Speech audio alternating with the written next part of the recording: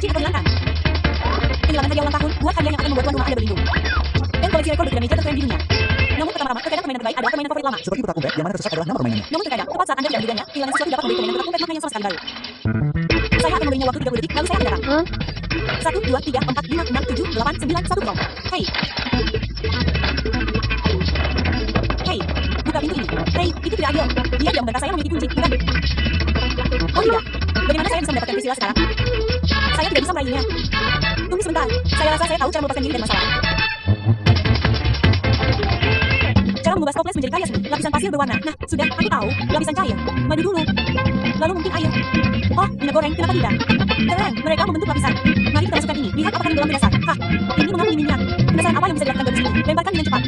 Hah. Ini mengapa lebih tinggi? Bagaimana dengan rahmat? Keren. Ini menembus minyak dan air dan menempel di madu. Air, madu, dan minyak goreng masing-masing memiliki kepadatan yang berbeda. Madu tetap berada di dasar stoples karena merupakan cairan yang paling padat. Yang paling tidak padat, minyak goreng tetap berada di atas stoples. Air tetap berada di antara keduanya. Anggur lebih padat daripada air dan minyak. Jadi ia tenggelam di bawahnya tetap memakan di atas madu. Karena madu adalah benda paling padat dalam stoples.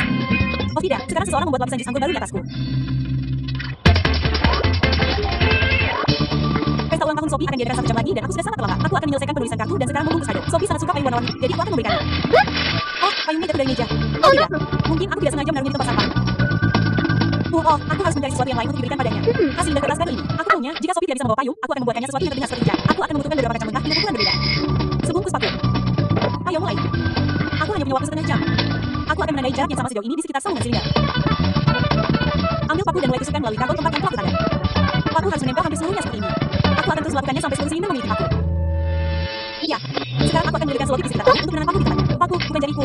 Sekarang saya akan memotong 2 lingkaran kertas agar pas dengan ujung tahu. Letakkan 1 lingkaran pada salah satu ujung tahu. Sekarang untuk lubang yang 1. Dan yang kecil. Saya akan mencobanya. Balok-baloknya bergerak di sepanjang tabuk. Lingkarannya seperti hujan badai yang lebat. Tutup rapat ujung lainnya. Saat kacang jatuh melalui tabuk, mereka akan menabrak paku di samping tabuk dan satu sama lain. Bunyi akan terdengar setiap kali benturan terjadi dan jika benturannya banyak akan terdengar seperti ikan. Tongkat hujan saya sempurna, jadi saya akan membungkusnya. Sekarang saya benar-benar terlambat. Dan oh, Sophie menunggu. Selamat ulang tahun. Dia akan menyukai tongkat hujan ini. Oh, Sophie, hujan tidak akan membasahi kue ulang tahunmu, bodoh. Tongkat hujan yang luar biasa. Dan lalu saya katakan, nilai penuh untuk Priscilla karena kau menemukan hal yang mengganti sejauh ini. Dan saya pikir saudaranya Lukas akan segera menemukan cara cerdas untuk mendapatkan kembali kuncinya di tunai atau juru masak. Kakakku pikir dia pintar sekali karena mengunci di luar rumah, tapi dia meremehkan kekuatan otakku. Aku hanya perlu menaikkan kuncinya.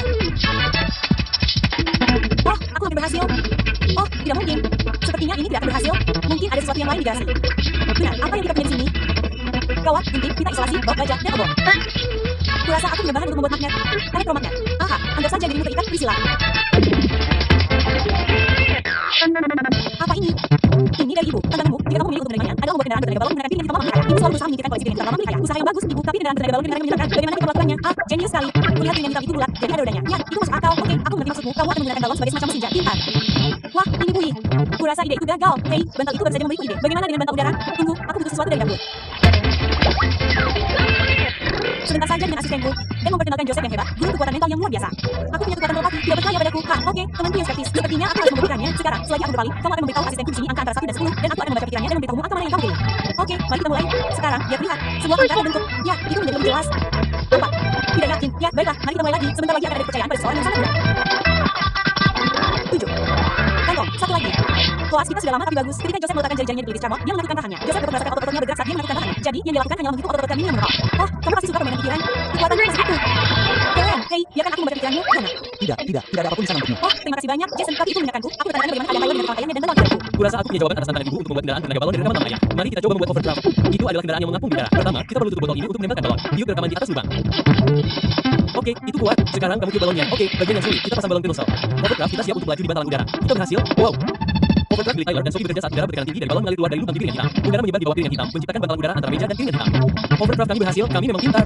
Namun, ibu tidak akan senang karena kendaraan kami menggunakan bantalan udara. Kendaraan tidak akan tergores. Jadi, ayah masih bisa memainkan semua mesin rock and roll lamanya yang mengerikan. Itu jika kita bisa membuka atap model ini. Hovercraft digunakan di seluruh dunia. Hovercraft bekerja dengan baik karena bantalan udara mudah digesekkan dengan permukaan tanpa pesawat terbang. Karena hampir tidak ada kontak dengan permukaan selama penerbangan. Hovercraft dapat terbang di atas air dan daratan. Luar biasa. Saya selalu ingin tahu bagaimana Anda dapat mengangkat seluruh hovercraft dengan bantal udara. Ya, tetapi yang ingin saya ketahui adalah bagaimana Lukas akan mengangkat kuncinya dengan itu. Sekarang, jika saya bisa membuat ini berhasil, saya akan mendapatkan kunci saya kembali. Tidak masalah. Sekarang, saya akan merapikan bagian-bagiannya. Pertama, lepaskan baterai. Itu akan menjadi sumber tenaga saya. Gulung kabel listrik dengan kencang di sekitar bau. Itu seharusnya berhasil. Sekarang potong slotnya. Dekatkan kabel yang terbuka ke bagian atas dan bawa baterai.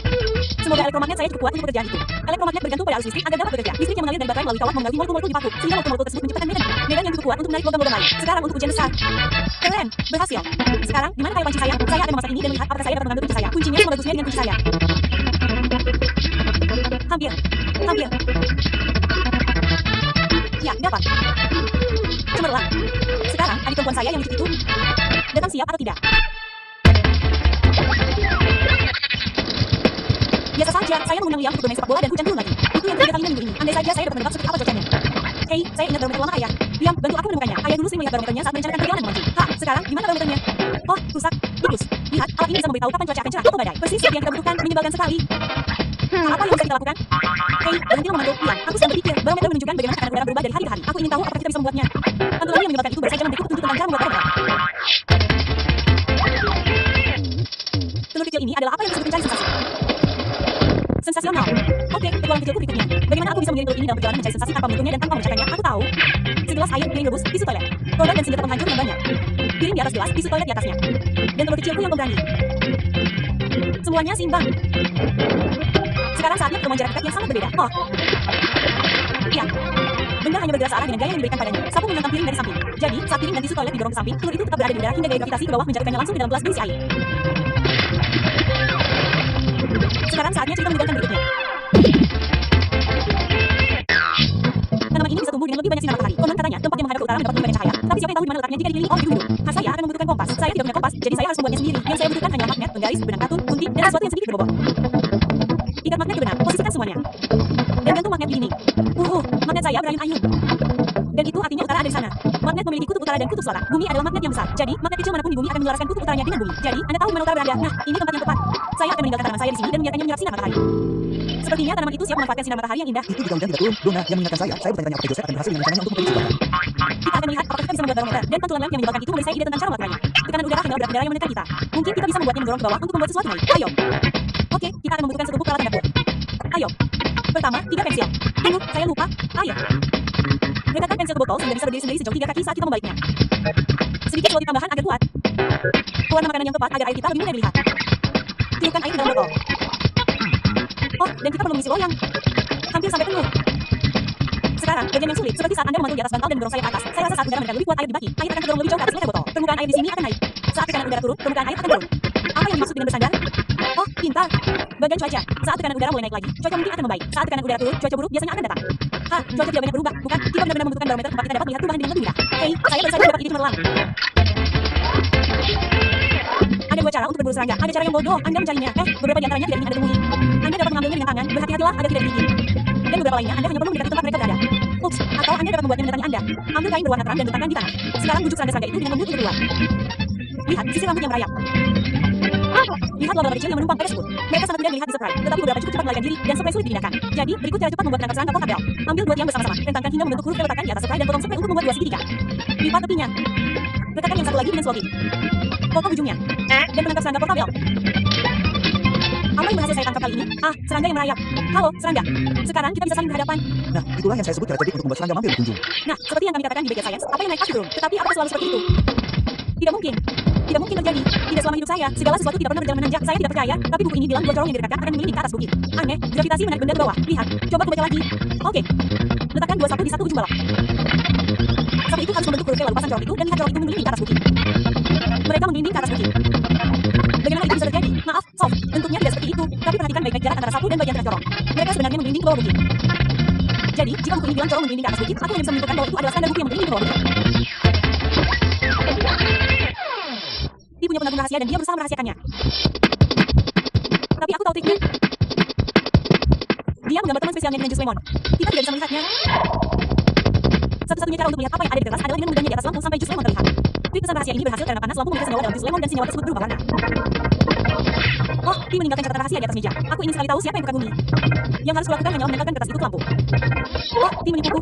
Dia tetap berhasil merahasiakan pengagumnya. Kau tidak boleh terlalu berhati-hati dengan rahasia, kataku. Hebat dalam hal berpikir, Kai. Ya, dan Joseph dan Liam juga mengerahkan cukup banyak tenaga otak untuk membangun barometer yang lebih baik.